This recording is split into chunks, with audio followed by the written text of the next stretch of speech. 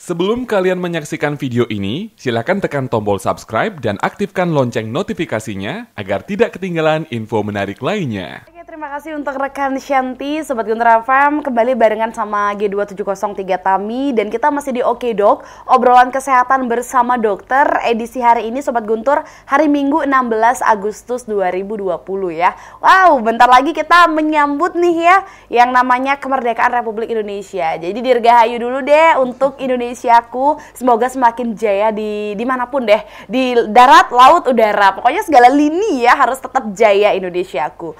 Oke, sekarang kita balik lagi ngobrol tentang gadget, kemudian tentang anak, dan juga tentang new normal. Ada 3 nih bahasan kita di hari ini. Tapi sebelumnya untuk Sobat Guntur yang pengen banget untuk tanya-tanya, kemudian juga pengen menyampaikan aspirasinya bisa ya. Langsung aja ke 23455, kita di sini barengan sama Mbak Tirsa. Sekali lagi topik bahasan kita adalah anak gadget di era new normal. Oke, sembari kita menunggu telepon yang akan masuk di 23455, nampaknya sudah ada yang bergabung. Langsung aja kita sapa dulu, ada siapa di mana. Selamat pagi. Ya, selamat pagi kami, Gong De nih. Halo, selamat pagi Gong De. Apa kabar? Baik. Baik ya. Oke, silakan pagi, Gong Bu, De. narasumber. Selamat pagi. Iya, memang gini Bu ya, pengalaman Gong De ini dulu ya. Gong De dulu Jakarta dari TK udah membawa HP gitu ya. Jadi hal-hal seperti ini memang seperti kata Ibu tadi, memang faktor pertama itu dalam hal seperti ini kita tidak salahkan, apapun hal baru itu orang ingin tahu gitu deh. Nanti setelah dia akan tahu apa manfaat negatif positifnya, dia akan berubah sendiri. Tapi di sini tidak boleh seperti itu sebenarnya. Kita tetap seperti Gong De itu memang pengawasan orang tua ya, terutama ibu ya. Ibu betul-betul memperhatikan anaknya gitu loh, dan mengawasi segala sesuatunya ibu gitu loh ya, antar sekolah, mencarikan untuk pelajaran, misalnya flash disk dicarikan agar belajar di rumah. Tadi ibu tuh sangat agresif, dan kami sangat berterima kasih pada ibu, semuanya sukses karena hal-hal itu positif kita pakai. Dan memang orang tua ketat, apapun itu sampai SMA kami HP memang harus diperiksa, dan datang dari sekolah HP harus di atas meja semua, bapak juga semuanya. Tidak ada boleh, artinya kita tertutup, kita terbuka semua. Jadi aman jadinya di dalam keluarga gitu loh. Jadi hal-hal seperti ini kita tidak salahkan karena ya namanya hal baru harus seperti ini di mana-mana begitu. Seperti di Australia Bu ya. Bangkai HP tidak ada tempat buang Bu. Sudah duluan gitu seperti ini. Di Indonesia kan tinggal menunggu aja kan. Jadi itu harapan kami. Nah ini garis bawahi, tolong untuk meminimalisir ini, menurut Ibu ada suatu cara untuk bisa mengatasi hal seperti ini sekarang dengan cara yang humanis atau apa. Ibu ahlinya soalnya, ya tolonglah diberikan suatu input agar orang-orang atau yang di sini berkompeten untuk melakukan ini bisa mengikuti, karena hal itu positif apa yang Ibu katakan seperti Gong De, keluarga betul-betul sukses, tidak ada hal-hal yang lain. Karena memang di rumah kita ketat, tapi kalau di dalam pergaulan kadang-kadang teman-teman yang menggoda, ini juga berbahaya. Makanya Ibu, kita dilarang untuk bergaul yang kurang kompeten. Itu saja Bu dari Gong De. Terima kasih banyak waktunya. Om santai Om. Oke, terima kasih untuk Gong De yang sudah joinan 23455 sebagai penelpon pertama. Pertanyaannya adalah bagaimana nih cara mengatasi gitu ya, atau cara yang manis biar dikata juga anak-anak tuh mengerti bahwa gadget itu sebenarnya kalau digunakan berlebihan itu berbahaya gitu. Gimana sih cara kita ngasih pengertian ke anak gitu, atau cara lainnya Dok? Iya, betul. Tadi yang Pak Gungdi bilang betul banget ya. Jadi memang positifnya banyak juga menggunakan gadget ya. Nah, tugasnya orang tua itulah yang disebut yang harus dilakukan pada anak-anaknya gitu ya. Bagaimana caranya ya supaya anak saya itu ngerti gitu penggunaan gadget. Nah itu, anak-anak di usia SD itu kadang-kadang teman-temannya dalam tanda kutip kadang-kadang kurang benar dalam mencari informasi ya, bisa melihat YouTube dengan berbagai konten gitu ya. orang tua mesti cek gitu di rumah gitu. Mesti dilihat lagi. Nah, ini proses parenting lagi nih gitu. Bagaimana orang tua mengkomunikasikan, bagaimana orang tua bisa mengontrol handphonenya anak-anak itu tadi supaya tidak berlebihan gitu. Dan mesti dicari, mungkin dilihat nih YouTube-nya nih, ada konten-konten YouTube yang kurang baik atau yang cenderung kasar atau porno gitu ya, itu mesti ada kok itu yang di delete gitu ya, supaya tidak bisa diakses oleh mereka. Nah itu, jadi mesti terus dicek terus ya orang tua, jangan sampai lalai dengan anak-anaknya ya. Nah kalau udah dipegangi HP dari usia SD sampai paling enggak 18 tahun itu ya mesti kontrol terus, jangan sampai dilepas gitu aja gitu ya. Karena dalam psikologi itu rentang sampai 18 tahun itu rentang remaja gitu ya, mau masuk ke dewasa awal. Nah kalau sudah masuk ke dewasa awal, berikan anak kepercayaan. Mama, papa memberikan kamu kepercayaan untuk pegang HP, tapi segala konsekuensinya, segala yang kamu akan terima nantinya itu menjadi tanggung jawab kamu. Ya, karena nilai-nilai norma itu sudah diajarkan dari kecil. Ya, dari anak-anak sudah mengerti, diajak bicara sudah ngerti, itu udah mulai itu nilai dan norma diajarkan ya, Bapak Ibu. Jadi mesti diajarkan anaknya boleh melihat ini tidak boleh karena alasannya apa gitu. Jadi itu parenting yang jalan untuk orang tua, untuk anak-anaknya, supaya anak-anaknya lebih paham. Tidak baik juga ketika kita melarang penuh anak tidak boleh pegang gadget, itu nggak benar juga gitu, karena semakin tahun ya gadget dan elektronik itu semakin berkembang lebih lebih modern gitu, sehingga anak mesti belajar supaya tidak kolot gitu ya, tidak ketinggalan dengan ini kemajuan gadget, kemajuan elektronik lainnya, itu yang paling penting. Oke, berarti dari usia 0 sampai 18 tahun orang tua harusnya masih sangat-sangat mengontrol apapun yang diakses anak di gadget, kemudian juga pengawasannya juga memang ekstra ketat ya, bisa dikatakan ya Mbak Tirsa ya. Tapi ketika anak sudah berusia lebih dari 18 tahun, anak sudah bisa diberikan kepercayaan, karena kayak dari 0 sampai 18 tuh kita udah menanamkan nilai, norma, kemudian juga hal-hal baik yang anak harus lakukan. Jadi ketika udah usia 18, anak udah harus mandiri gitu kan, udah harus bisa menentukan, oh ini baik untuk aku, ini nggak baik untuk aku sendirian betul. Ya. Dan orang tua hanya biasanya sebagai fasilitator, jadi kayak Pak, Ma, misalnya aku menghadapi masa seperti ini, nah orang tua hanya memberikan kayak pilihan-pilihan aja, kalau kamu seperti ini nanti akan seperti ini, kalau kamu seperti ini akan seperti ini gitu, sampai sana. Nah, keputusan ada di anak. Betul. Gitu. Nah sebenarnya anak mengambil keputusan itu sudah boleh dari usia remaja gitu. Dia mau milih kemana, dia hal-hal kecil ya, misalkan dia pengen menambah ilmu baru misalnya dengan mengikuti kegiatan apa gitu, kasih aja gitu ya. Betul.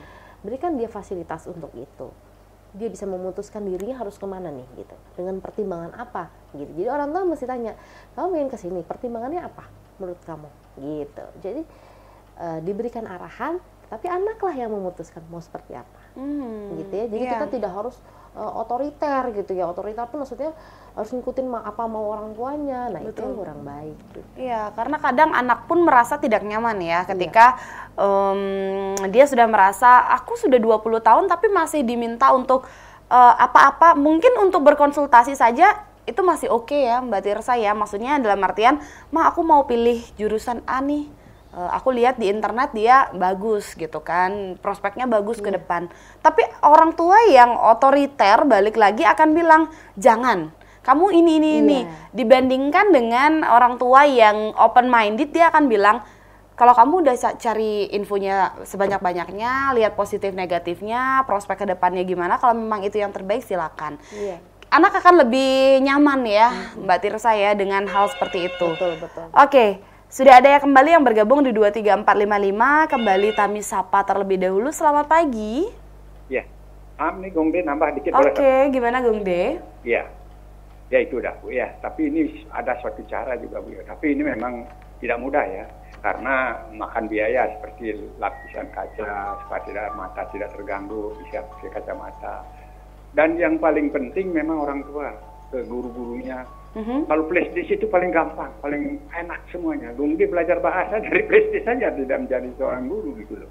Karena semua ada di situ, apapun bisa beli gitu loh.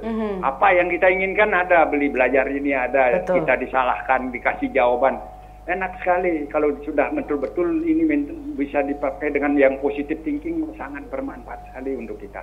Nah inilah sekarang memang ada cara itu dah harus dibantu kaca flashdisknya, dan juga kakak-kakaknya itu harus memberi contoh pada adik-adiknya. Jangan di muka adik-adiknya itu yang berbuat yang melanggar aturan. Kita Betul. juga harus memberi contoh, ibu dan bapak juga memberi contoh. Jangan kita main gadget, main ini itu nanti dilihat oleh anak yang kecil kan tidak bagus. Kita juga harus memberi contoh. Kan begitu Bu ya. Itu saja dari Gongde. Terima kasih banyak. Terima kasih banyak untuk Gongde ya yang setia banget joinan 23455. Dan benar sih ya Mbak Tirsa ya. Lingkungan keluarga adalah sekolah pertama untuk kita, untuk anak ya. Kalau misalnya sebelum kita menginjakkan kaki di bangku sekolah yang sebenarnya, sebelumnya kita udah sekolah duluan di keluarga ya Mbak Tirsa ya. Orang tua yang menjadi guru, kakak-kakak juga menjadi kakak kelas kita ya kan. Jadi kalau misalnya kakak-kakaknya mengajarkan yang enggak-enggak, memperlihatkan yang enggak-enggak gitu kan, adik-adiknya pasti akan meniru. Gitu ya Mbak Tirsa ya. Gini lagi, semua balik pada bagaimana pendidikan orang tua kepada anak ya. Jadi kakak ini kan hasil pembentukan dari orang tua juga ya. Betul. Jadi mesti ya perilaku orang tua lah yang mesti kadang-kadang harus diperbaiki, kadang-kadang kalau memang orang tua masih ada kesalahan-kesalahan itu tadi. Jadi orang tua mesti belajar juga dari anaknya. Ya, anak itu kan kalau lagi marah tuh paling flat aja gitu, mama kok gitu sih gitu ya. Tapi kalau orang tua marah udah gini, kamu tuh ya, gitu Iya, ya. benar-benar. Ada udah naik gitu ya. Jadi kita juga harus belajar dari anak kita. Bagaimana sih anak ini kok bisa sih segini aja bisa happy gitu. Kita kok kalau belum mengikuti mau kita kok kayak kita nggak happy gitu Iya, ya. benar. Jadi kita belajar juga happy yang sederhana tuh dari anak kita. Dari itu juga, anak-anak gitu ya, betul. Bagaimana parenting, jadi orang tua tuh belajar lagi loh menjadi orang tua ya, bagaimana mendidik anak yang baik, bagaimana memberikan nilai-nilai moral tadi kepada anak-anak gitu. Nah itu, jadi kakak memberikan contoh pada adiknya yang baik, orang tuanya juga mestinya menjadi role model yang baik Iya, nih betul. bagi anak-anaknya gitu. Sehingga anak-anaknya bisa mencontoh perilaku orang tua yang baik-baik gitu ya. Ketika orang tuanya salah, mesti minta maaf juga ke anaknya, maaf ya nak, mama tadi marah-marah gitu. Jadi dia anak juga belajar gitu ya. Jadi anak selalu belajar dari orang tua juga harus belajar dari anak. Oke. Lagi-lagi kuncinya adalah belajar ya kan. Kita saling belajar satu sama lain, mengambil hal-hal positif dari anak ya kan. Anak juga pasti akan mengambil hal-hal positif dari orang tuanya. Kalau dia udah ngelihat sendiri, ih mama papaku rukun banget loh gitu kan. Jadi dia tidak Hangat akan gitu ya, hangat rasanya ya. Jadi dia akan berusaha baik ke semua orang seperti apa yang diajarkan oleh mama dan papanya. Tapi kalau mama dan papanya suka ketus, dia ngerasa akan mama papaku aja ketus, apalagi aku kenapa nggak boleh ke orang lain kayak gitu ya Mbak betul. Tirsa ya. Nanti Tapi dia akan kayak gitu juga ke adiknya ya. betul. Tapi Mbak Tirsa sejauh ini nih, selama Mbak Tirsa menjadi psikolog yang ada di Singaraja gitu ya, pernah nggak sih menangani kasus tentang anak gadget dan new normal? Udah pernah atau belum deh? Maksudnya ke gadget aja dulu mungkin? Gini, yang saya tanganin biasanya ibu anak saya telat bicara karena saya berikan handphone. Oh gitu. Oke. Jadi ngaruhnya ke tumbuh kembangnya gitu. Bisa di-share nggak sih Mbak? Maksudnya pengalamannya Mbak Tirsa nih mungkin bisa jadi pembelajaran juga ya buat orang tua, buat Sobat Guntur yang ada di rumah, agar tidak dengan serta-merta memberikan gadget aja deh, udah deh biar dia gampang diasuh, udah dikasih gadget aja gampang gitu. Iya, jadi kalau tumbuh kembang anak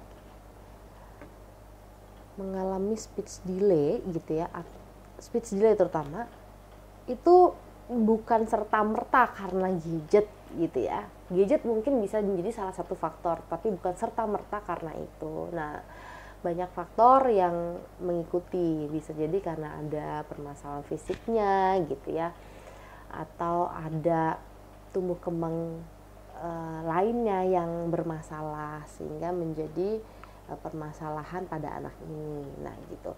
Nah gadget menjadi masalah ketika diberikan pada anak yang baru mulai belajar bahasa gitu.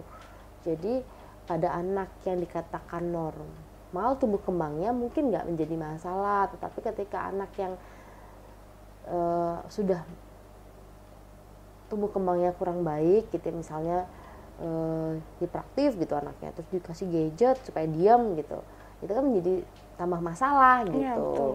Nah itu tadi. Nah anak itu yang diperlukan adalah stimulasi, ya. Jadi dari anak masih 0 bulan itu, dari di kandungan aja itu perlu stimulasi. Misalnya mamahnya dalam waktu hamil sering nggak ngajak ngomong anaknya gitu. Yang kadang-kadang di usia udah di trimester kedua tuh bayi sudah bisa mulai mendengar suara-suara walaupun masih samar gitu sampai lahir gitu ya. Nah anak itu mendengar suara itu sudah distimulasi dari waktu di dalam perut ibunya gitu. Lahir pun kita mesti stimulasi terus, misalnya kita godain dia gitu, mau mandi digodain dulu, dia mau nggak ketawa, mau nggak dia ngerespon matanya ngelihat ke kita, atau jangan-jangan dia kayak orang mana-mana bola gitu matanya ya. Gitu. Berarti di situ kan ada indikasi bahwa anak itu sudah atensinya bermasalah gitu. Betul. Nah itu ke belakang akan dicek lagi ada masalah apa gitu. Nah itu jadi stimulasi harus terus dilakukan sampai anak itu ya sampai besar sih sebenarnya, sampai anak itu usia 5 tahun tadi stimulasi itu dilakukan. Kayak misalnya dilatih untuk bicara a atau mama gitu betul. Ya. Nah itu stimulasi terus gitu, tapi bukan lewat gadget saja. Nah gadget itu bisa menjadi wadah ketika orang tua ikut bergerak dan ikut mengikuti aktivitas anak, misalnya lagu-lagu gitu, orang tua ikut bergerak, ikut menyanyi kayak gitu, sehingga anak lebih paham apa sih yang ada di handphone ini dan disesuaikan dengan perilaku orang tuanya seperti apa gitu. Nah stimulasi yang paling penting. Iya benar banget ya, ketika orang tua bisa memberikan stimulasi yang baik pada anak, kemudian anak juga responnya baik, pasti nanti hasilnya baik juga ya. Mbak Tirsa ya. Wah kayaknya kalau ngomongin tentang gadget, kalau ngomongin tentang anak, new normal juga banyak banget hal-hal yang bisa kita pelajari gitu ya Mbak Tirsa ya. Salah satunya adalah ketika di new normal ini banyak orang yang mungkin ngerasa kayak ini efektif nggak sih ketika kita belajar dengan gadget gitu kan. Banyak yang ngerasa kayak aduh nggak efektif, atau ada yang bahkan bilang efektif, kita nggak perlu datang ke sekolah tapi kita dapat ilmu. Ada kali yang kayak gitu. Nah kalau sebenarnya menurut Mbak Tirsa atau menurut dari sisi psikolog sendiri gitu kan, itu sebenarnya gimana Mbak? Efektif nggak sih ketika kita belajar dengan gadget di rumah? Dapat dikatakan efektif ketika proses pembelajaran itu tercapai tujuannya gitu ya. Jadi anak-anak itu bisa mengikuti proses pembelajaran gitu ya. Terus anak itu bisa mengeksplor lebih banyak informasi-informasi. Anak-anak itu bisa lebih kreatif.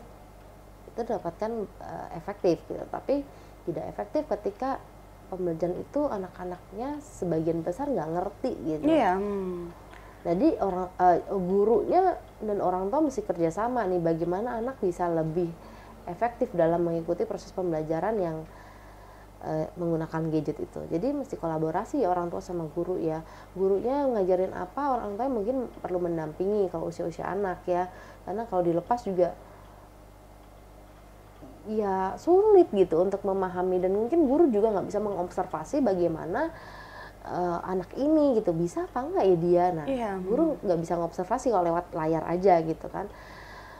Gitu jadi ada dampak dampak kurang baiknya, tetapi bisa efektif juga ketika itu tadi orang tua dan guru sama-sama bekerja sama dan orang tua tetap mendamping pada saat proses online itu tadi.